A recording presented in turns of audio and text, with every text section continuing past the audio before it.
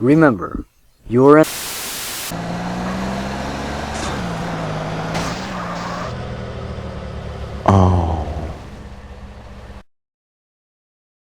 Hello everyone, and welcome to part 2 of chapter 1 of my 1000 subscribers special. The reason why I split it into 2 parts was because the file size would have gotten too big, and I didn't want my computer to burst into flames. I hope you understand. So, without further ado, let's talk about the Grifter.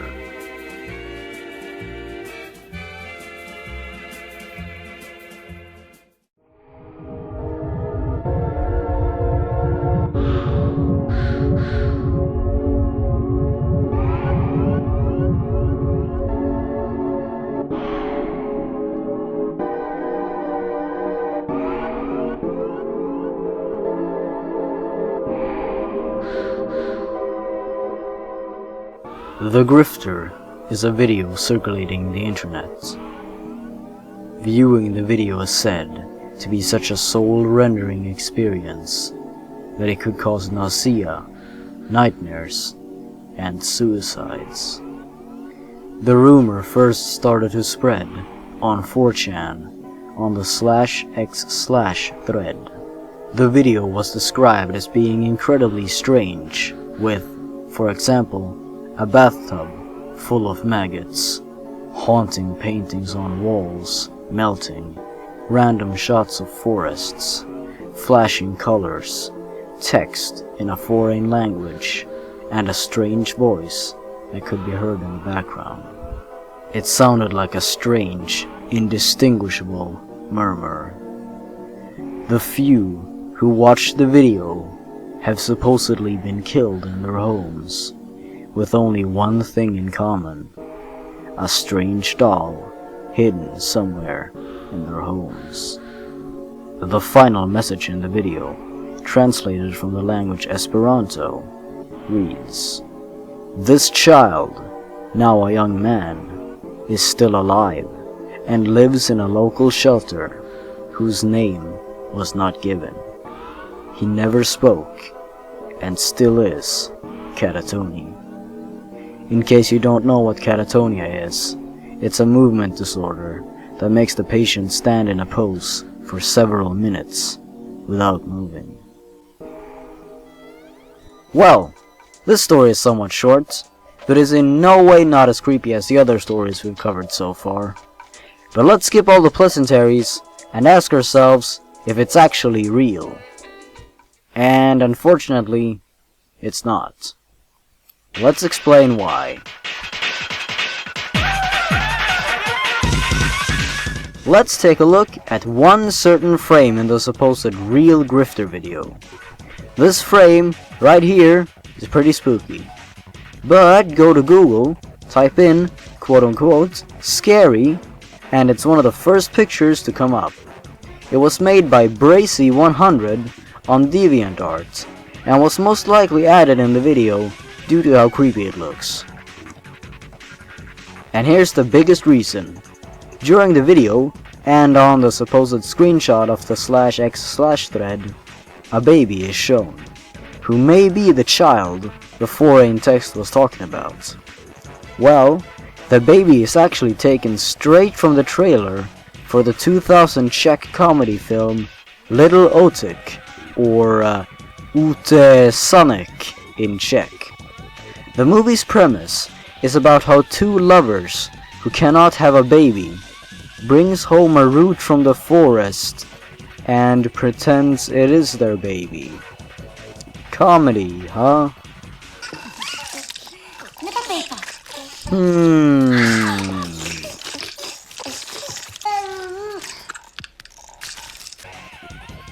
So, once again, another urban legend debunked. Now I can finally relax and sleep now that I'm done with this video. Right? Oh yeah, I still have a few more to go. Alright, fine. I'll do a combo then, okay? And count it as 1, due to the similar subject material. So let's talk about Sonic.exe And tail stall. That'll be fun.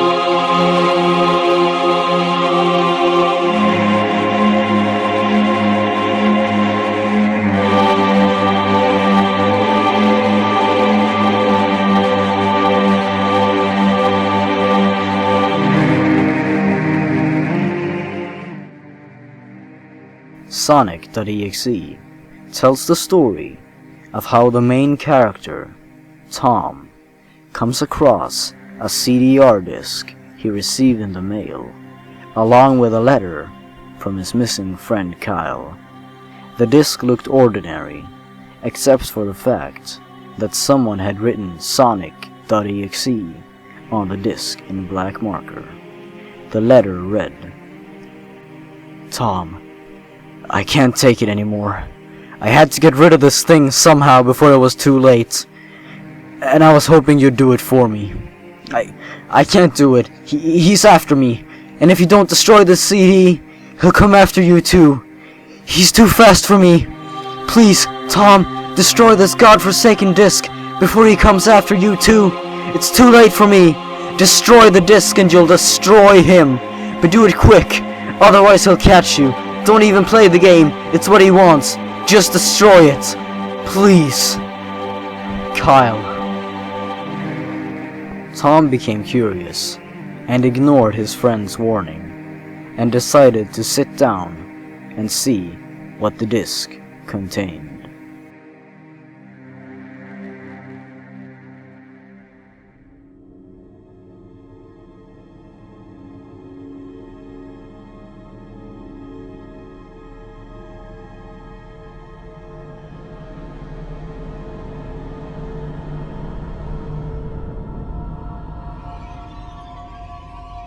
After installing the game and sitting down to play it, Tom immediately noticed something was wrong.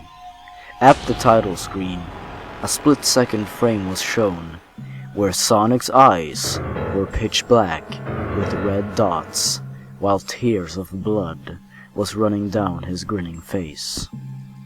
Sega 1991 had changed to Sega 666, and the ring behind Sonic was rusted. Most unsettling, though, was the fact that the sky was pitching black and the sea of water had changed into a sea of blood. As the game started, Tom was presented with what seemed to be some sort of character selection screen. The Cave of Winter's track from Earthbound could be heard in the background, but reversed. The characters available were Tails, Knuckles, and Dr. Robotnik. Tails was the only one selectable at the moment. When selecting him, Kefka's laugh from Final Fantasy VI could be heard. Tom found himself in a level simply titled Hill in capital letters.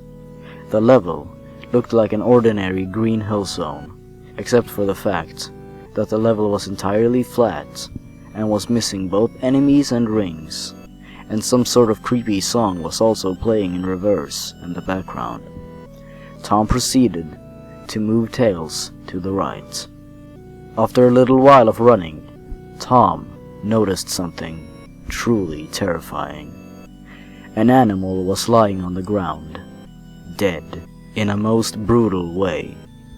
As Tails moved further and further to the right, more and more dead animals could be seen. Some with their eyes gouged out, some with their entrails stuck to trees, and some in big pools of blood. There were countless of animals dead. Suddenly, the animals disappeared, and the level looked ordinary again. Then, all of a sudden, Sonic was on screen, facing away from Tails, with closed eyes. As Tails slowly approached the blue hedgehog, a low static sound was persistently getting louder and louder. Tom felt a feeling of dread and wanted to tell Tails to get out of there, as he felt something was seriously off about Sonic. As Tails reached out for Sonic, he opened his eyes for a split second, and just like back at the title screen, his eyes were completely black with red dots. It then cut to black, and the words, "Hello, do you want to play with me?" appeared on screen. The next level was called Hide and Seek. Playing as Tails once more, Tom was presented with a hellish level where everything was on fire. Tails seemed distressed, and it seemed as if he was desperately trying to call out for the player to save him. Tom proceeded further into this strange game, and almost immediately the blue hedgehog appeared behind Tails, chasing him, but not running, by simply floating in midair, as the classic drowning music could be heard. Tails ran for his life, but in vain. The blue hedgehog, or demon, eventually caught Tails. Tails stopped and realized his life was about to end, and so he looked at the screen and cried in both fear and disappointment. His best friend, his idol and mentor, had betrayed him and was now going to kill him, just as he had killed the animals. And so the blue demon, Sonic, appeared in front of Tails and lunged at him. The screen cut to black, and a loud, high-pitched scream was heard as Sonic finished his young friend. "You're too slow. Want to try again?" The title screen appeared once more. This time, Tails was unavailable, and his box had been replaced with this. And this time, Knuckles was the only one selectable. Kefka laughed again, and the level was titled, "You Can't Run." Knuckles was standing on a metallic futuristic ground, and the background was hellishly red. The Gygas boss battle music from Earthbound was playing. Tom reluctantly continued running to the right to see what would happen next. Static appeared on the screen, and suddenly bloodstains were all over the ground. Sonic appeared, and text appeared on screen. "Found you." Now, the Silent Hill 1 final boss music was playing, and Sonic was taunting Knuckles to insanity. Knuckles gave up and dropped to the floor, teary-eyed. And so Sonic appeared and finished him too. Just like Tails, Knuckles was now also gone. So many souls to play with, so little time. Wouldn't you agree? And so Knuckles' box was just as Tails. Robotnik was now the only one selectable. This time, the level was called ... In the background, somewhat pleasant, yet rather sad piano music was playing. Robotnik ran down a long flight of stairs, and the scenery changed into something much more threatening. And then Sonic appeared, again, and just before he, or it, lunged at Robotnik, static appeared, and lasted for much longer than before. All of a sudden, a truly disgusting and realistic image of Sonic appeared, with his red, bleeding eyes, and with a huge grin, together with 3 words. "I am John." The picture stayed on screen for what seemed like forever. Kefka's laugh then played, much higher and louder than before. Ready for round 2? The computer then shut itself off, and Tom froze as he heard Sonic's voice behind him. Try to keep this interesting for me, Tom. Tom turned around and was frightened by what he saw. A Sonic plushie with black eyes and blood running down his face was sitting on his bed, smiling. The Tailstall Curse is an urban legend about the Tailstall from Sonic R. The legend varies, but according to one version, if you finish Sonic R to 100% and tag Super Sonic in a race and run the race backwards, the Tailstall would jump out of your television or computer and kill you with a knife. Another version says that you have to play the song Can You Feel the Sunshine in your bathroom in pitch black and in reverse, and then the doll would appear to kill you. To this day, no one is quite sure on how to really do it. So there we go, Sonic.exe and Tailstall. Now let's debunk them, because they're fake!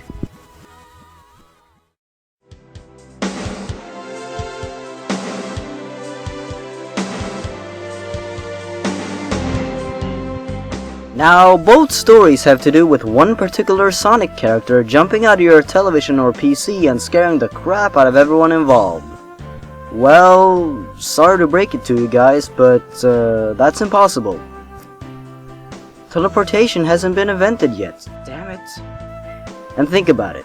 How would a little doll that's less than like 3 feet be able to kill people? It will get squashed like a bug. Huh, unless it's indestructible. Hey! Tailstall is OP, please nerf! And also, someone could have easily made a hacked game like Sonic.exe. I mean, the game you saw on screen was a fan game, made specifically for the story.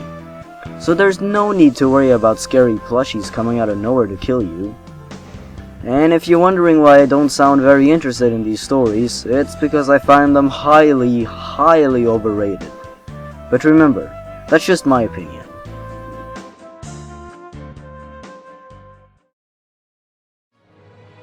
Now, let's recap on the stories we've covered so far.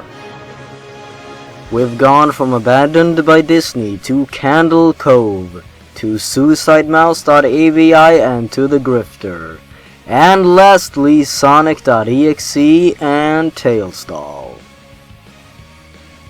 That's 6 stories. And what did I say in my last video? Not 1, not 2, but 5 different creepypastas.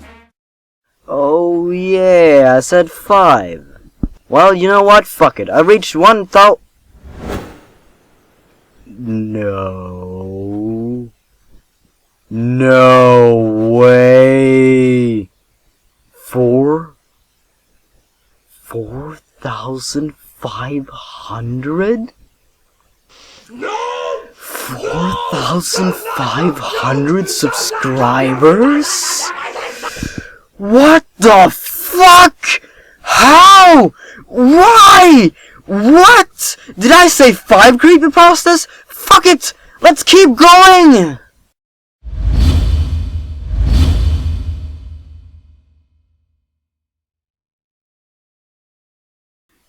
Well, I already covered this one in my top 13 scariest creepypastas, so here's a quick refresher.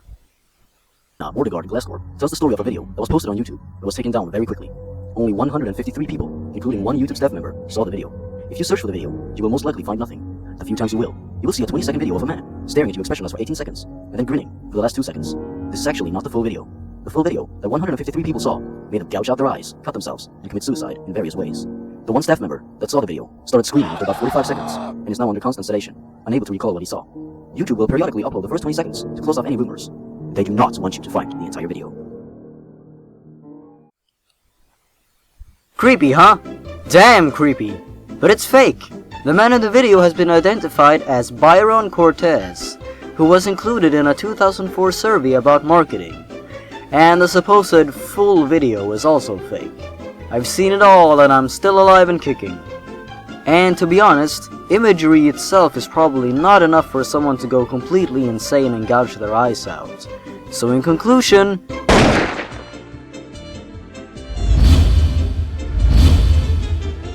I covered this one too.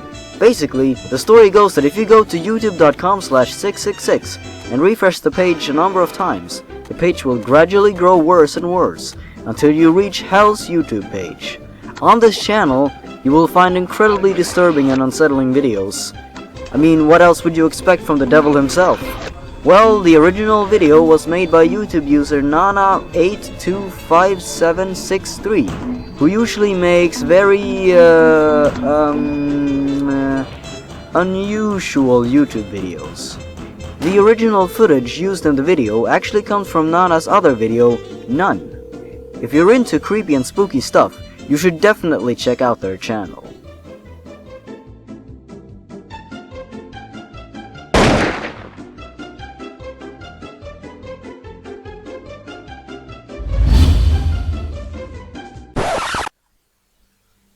Minecraft might just be the biggest game to come out in recent years. It's a simple, yet complex game that lets you build practically anything.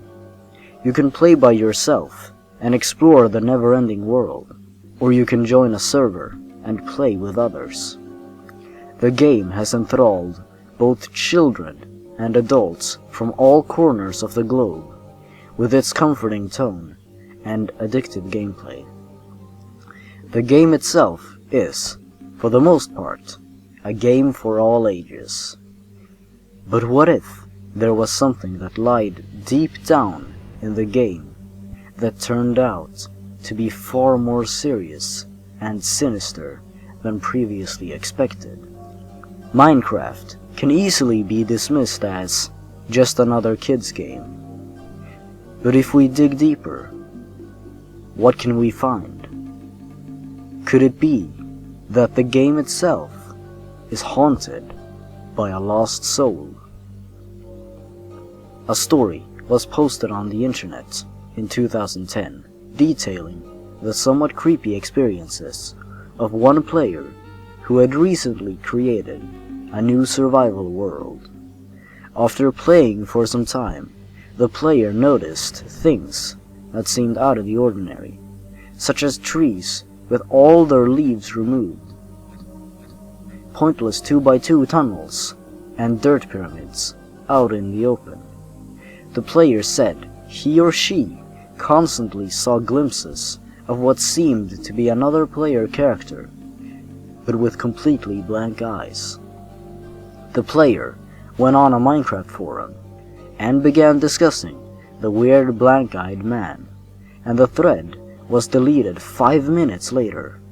The player tried to start another thread and received a message from a user by the name of Herobrine.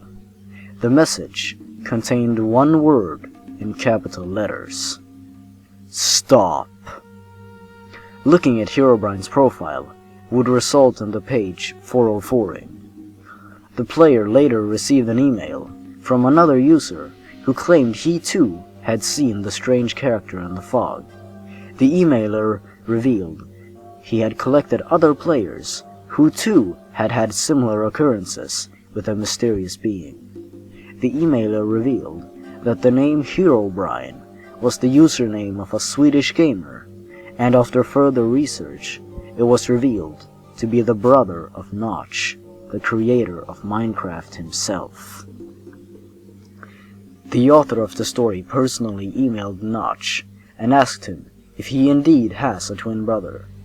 Notch surprisingly answered the author with the message, "I did, but he is no longer with us." What a story. This story might just be the most well-known creepypasta ever made. Almost every single Minecraft player I have talked to in my life have all heard of the mysterious Herobrine and the mystery that surrounds him. Or it. But was Herobrine actually featured in Minecraft at one point in time? Or is this story simply made up for the purpose of scaring the reader? And the answer is the latter. Notch himself answered to the story with this tweet: Herobrine isn't real in any way, no. I never had a brother. Well, there's a half-brother I never meet. And he's not in the game. And he has even confirmed that the myth is completely fake when a fan asked about it in person. Are you aware of Herobrine, that rumor that's been going around of the Minecraft ghost? Yeah, that's him. Him. Is that actually something that you put in the game, or is it just a hoax? It's a hoax. Unfortunately. Or is it?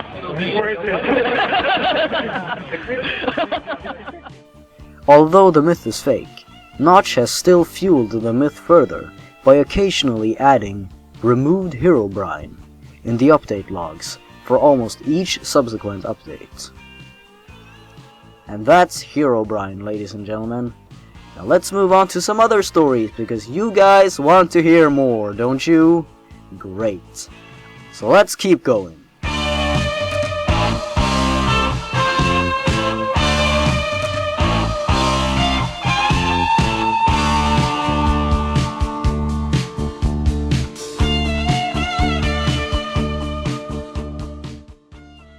Now here's the story I tragically forgot about when making my top 13 scariest creepypastas list.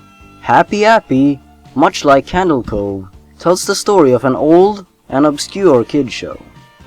But instead of dealing with pirates and creepy skeletons, Happy Appy's premise was that a friendly apple would walk around and teach kids about injuries and how to treat them. In the beginning, Appy was held up by a rusty stick and seemed to be made out of clay, but as the series progressed, he started to look more and more realistic. He also began staring into the camera motionless for periods of time, and then dismissing it as if nothing had happened.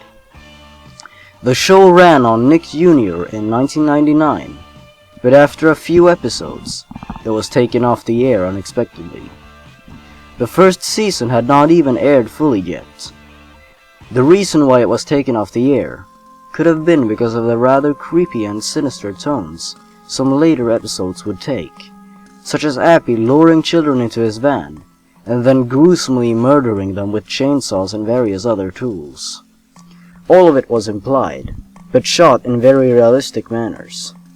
Another episode depicted two planes crashing into two tall buildings that bear uncanny resemblances to the World Trade Centers, and when flying debris hits one of the children and other kids try to help, Appy takes their hands and removes them from the scene, stating that, "It's natural, children." The strange thing about this episode was the fact that the show aired in 1999, but 9/11, of course, took place in 2001. The author of the story, who wrote it as a blog, is later stalked by a creature by the name of Forensic, who is related to the show in a not-so-distant way. As the story goes on, the author comes across more and more info about the show, and in the end, ultimately faces Forensic and prevails against evil. If you haven't read the story yet, I'd suggest you go do that right now if you don't want it spoiled for you. It's pretty lengthy, but in my opinion, it's a great and creepy read. Alright, done? No? Whatever, let's just get on with it. So, in the story, one of the many creepy episodes of Happy Appy shows two towers getting destroyed by planes 2 years before 9/11.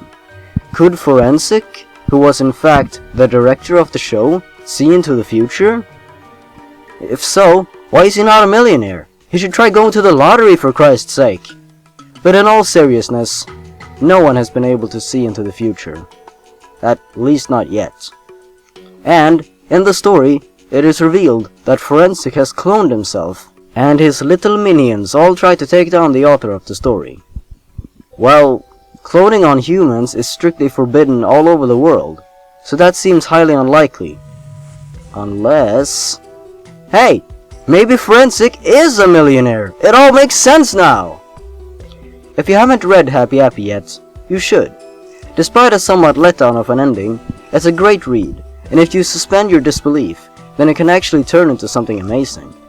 At least it was for me.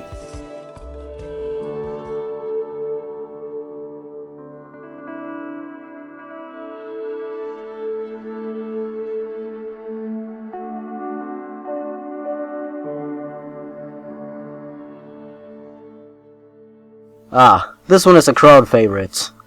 Well, you all know this one. A bunch of prisoners put in a room with experimental gas, they go insane, start ripping off flesh and expose their organs, they get shot and are so nearly free. Now this one is something different. It's disgusting, creepy, unpleasant, but most of all, it's surprisingly believable, given the circumstances. Scientists have conducted some really weird experiments in our times. I mean, just look at Polybius. Foreshadowing. But when looking at the nearly flawless story and a broader perspective, is it really plausible? Let's take a look. Now, the gas in the story was cleverly not revealed, but when researching, we find that no such experiment as this one ever occurred. And if someone would remove their own flesh and expose their organs like that, they would most likely die of blood loss, no matter how powerful they were. Blood always needs to circulate in the body, and exposing organs like that would result in anyone bleeding to death. I do think it's really cool though, how the subjects receive superhuman strength as a result of the gas. Storytelling at its finest. And finally, the record for the longest time a human has stayed awake was for 449 hours. The record is held by Maureen Weston, who participated in a rocking chair marathon.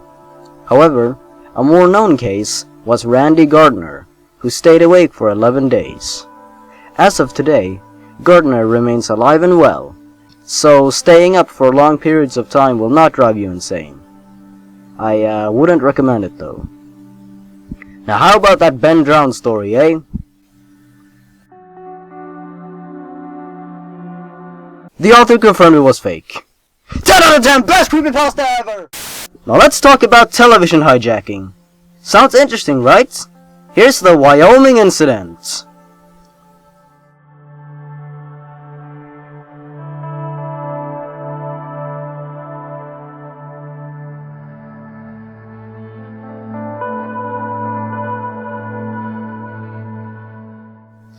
The Wyoming Incident is a lesser-known television hijack that was only broadcasted in, of course, Wyoming.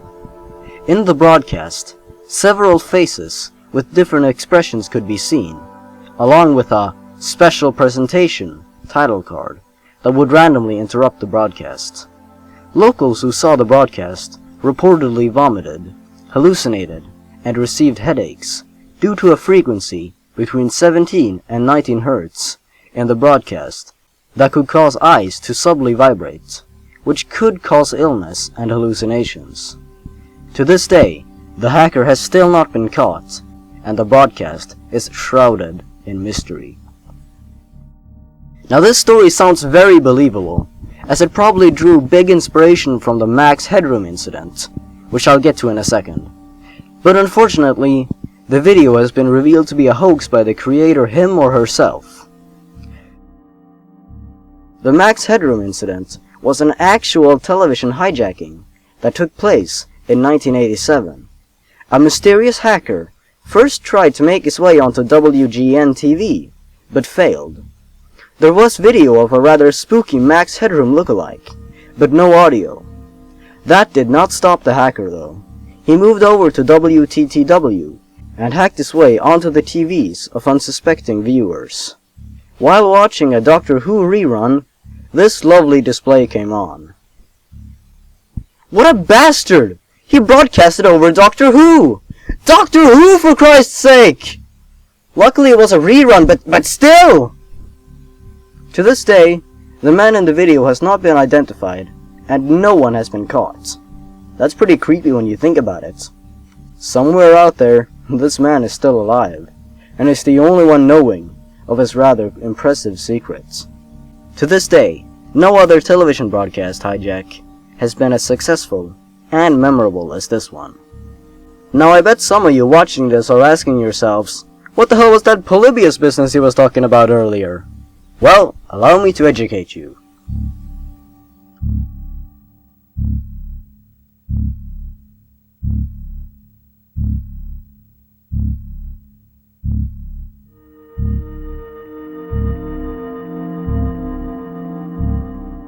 Polybius was a supposed arcade game from 1981. Apparently, anyone who played the game suffered from headaches, nausea, and nightmares.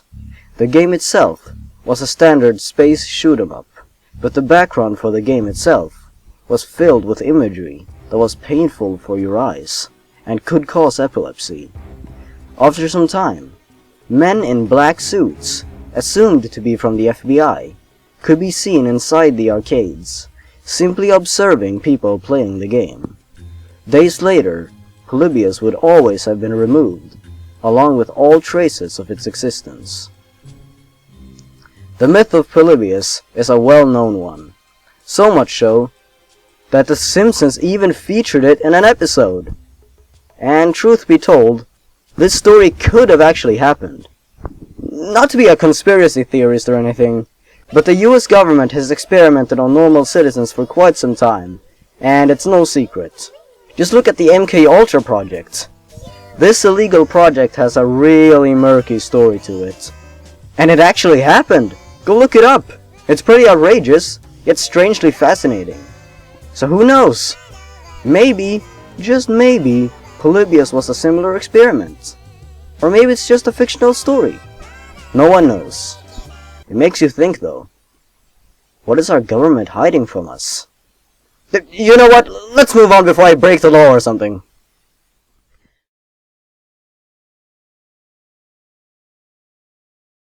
Continued in part 3.